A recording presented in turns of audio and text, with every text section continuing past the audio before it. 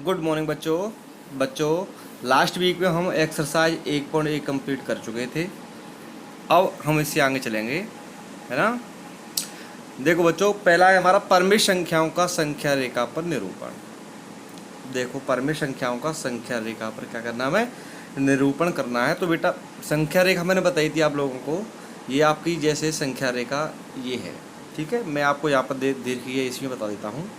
यदि हम प्राकृत संख्याओं के बारे में बात करें तो बच्चों, आप लोगों को बखूबी पता है प्राकृत संख्या कौन सी होती हैं। एक से स्टार्ट होती हैं और एक से राइट साइड में चलती जाती हैं।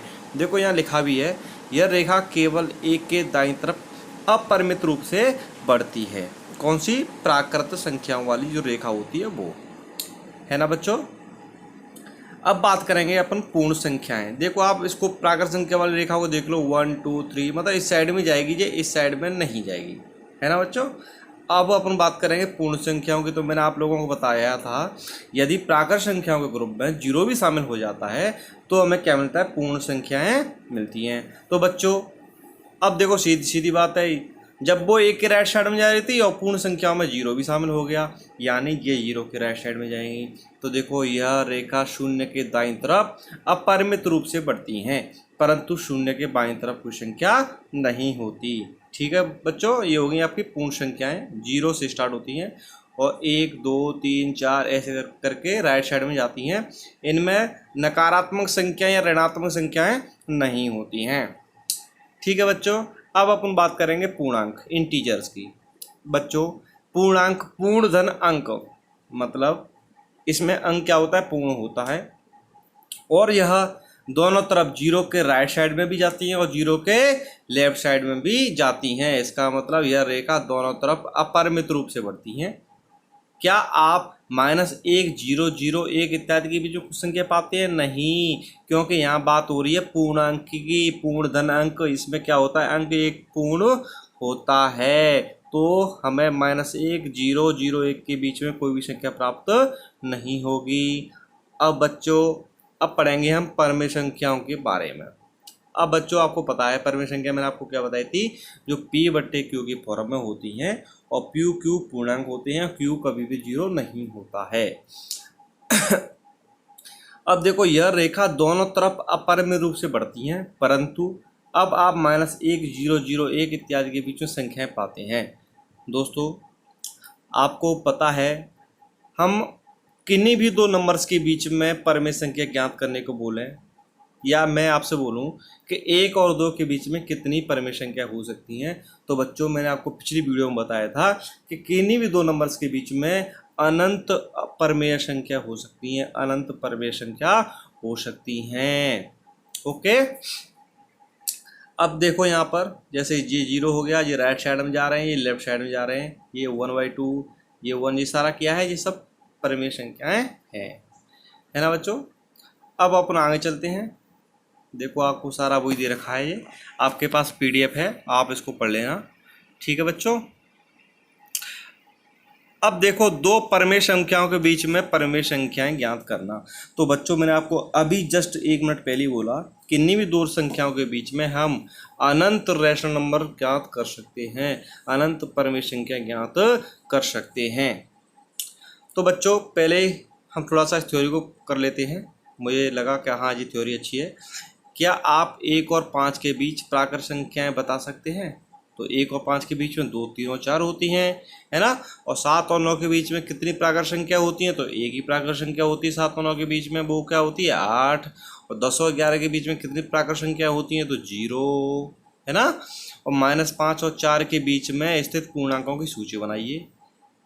तो सूची कौन कौन सी हो जाएंगी? देखो, -4 -3 -2 -1 0 1 2 3 के बीच की क्या हो जाएंगे? पूर्णांक हो जाएंगे। अब बच्चों, -1 और 1 के बीच कितने पूर्णांक है? तो आप मुझे बताओ। -1 और 1 +1 के बीच में एक पूर्णांक होता है, वो होता है 0, है ना। -9 और -10 के बीच में कितने पूर्णांक हैं? तो -9 और -10 के बीच में 0 होते हैं पूर्णांक। ओके, अब देखो, आप दो प्राकृत संख्याओं के बीच निश्चित प्राकृत संख्या पाएंगे, है ना।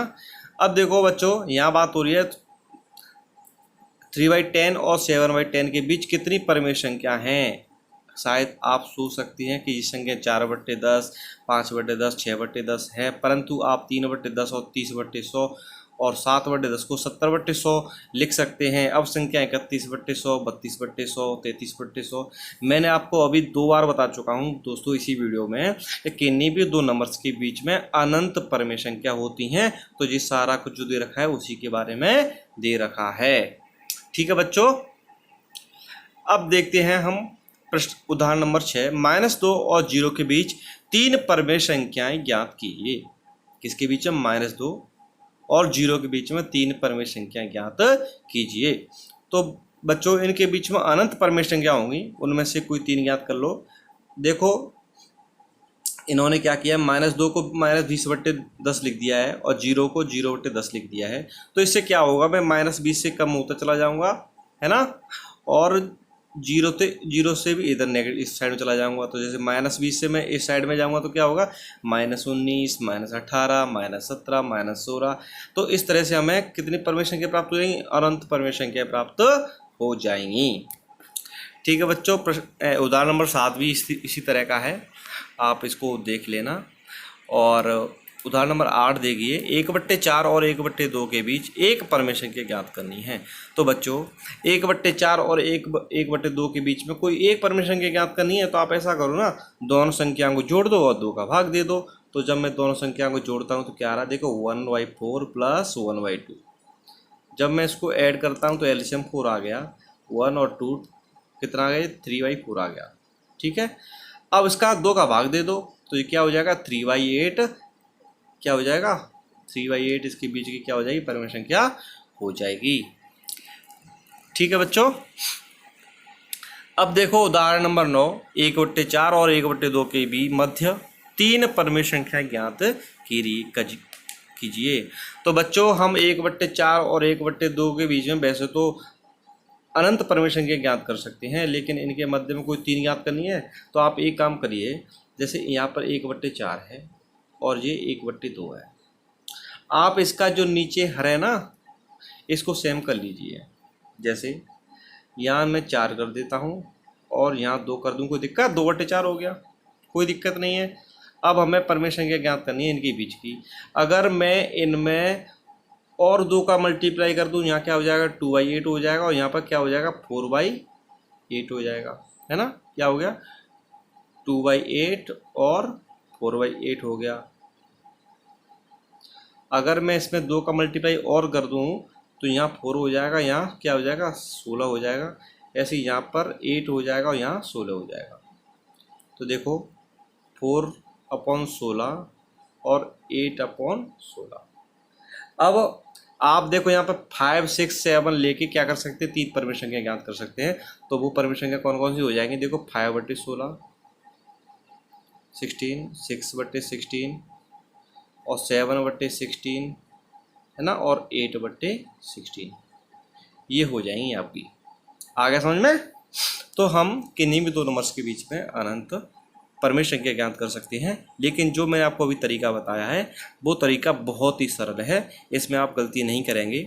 आप क्या करेंगे, मैं एक बार फिर से बता देता हूँ। आप क्या करेंगे, आपको जो हर दे रखा है हर को बराबर कीजिए। जैसे यहाँ पर आपको जो क्वेश्चन दे रखा था 1/4 और 1/2, इसमें 4 का, इसमें आप 4 का मल्टीप्लाई कर लीजिए ऊपर नीचे, है ना। पहले तो इसको सेम कर लो नीचे वाले को, तो मैं नीचे वाले को सेम कर लेता हूँ, 1/4 और यहाँ क्या हो जाएगा, 2/4 हो जाएगा। ठीक है, अब मैं 4 का मल्टीप्लाई ऊपर नीचे कर देता हूँ, यहाँ 16 हो जाएगा और यहाँ 8 हो जाएगा, यहाँ भी 16 हो जाएगा। तो देखो 4/, यहाँ क्या प्राप्त हुआ, मैं 4/16 और 8/16 प्राप्त हुआ। तो इनके मध्य में हम क्या निकाल सकते हैं, 5/16, 6/16, 7/16 ऐसे परमेय संख्या ज्ञात कर सकते हैं। ठीक है बच्चों, जरूरी नहीं है कि इसमें जो आंसर दे रखा है वही आंसर इसमें सही हो। मैंने आपको फिर से बता रहा हूँ, किन्हीं भी दो परमेय संख्याओं के बीच में, किन्हीं दो नंबर्स के बीच में अनंत परमेय संख्याएं हो सकती हैं। ठीक है ना।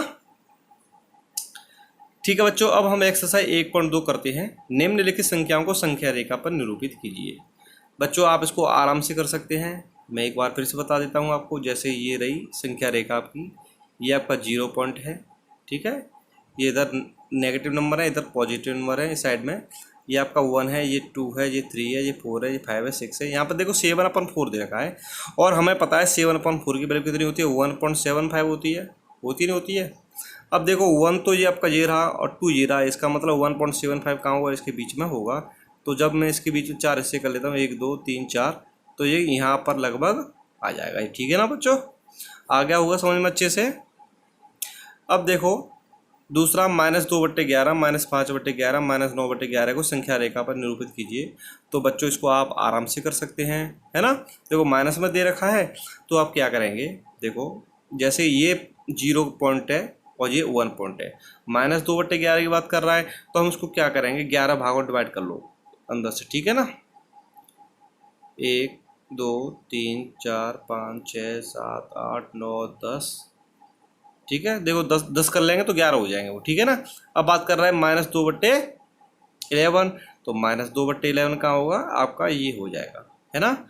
और क्या दे रखा था आपका, देखो -5/11, तो 5वीं जो नंबर की आ रही थी वहाँ क्लिक कर दो। -9/11 तो उस साइड में कर दो, लेफ्ट साइड में, है ना। तो प्रश्न नंबर 3 देखिए, ऐसी 5 परमेय संख्याएं लिखिए जो 2 से छोटी हैं।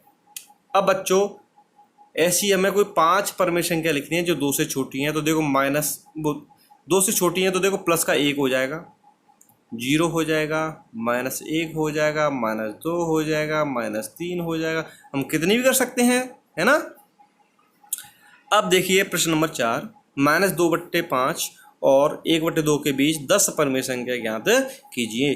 तो बच्चों अभी थोड़ी देर पहले मैंने आपको एक फॉर्मूला बताया था, आप क्या करेंगे, हर को समान कर लो।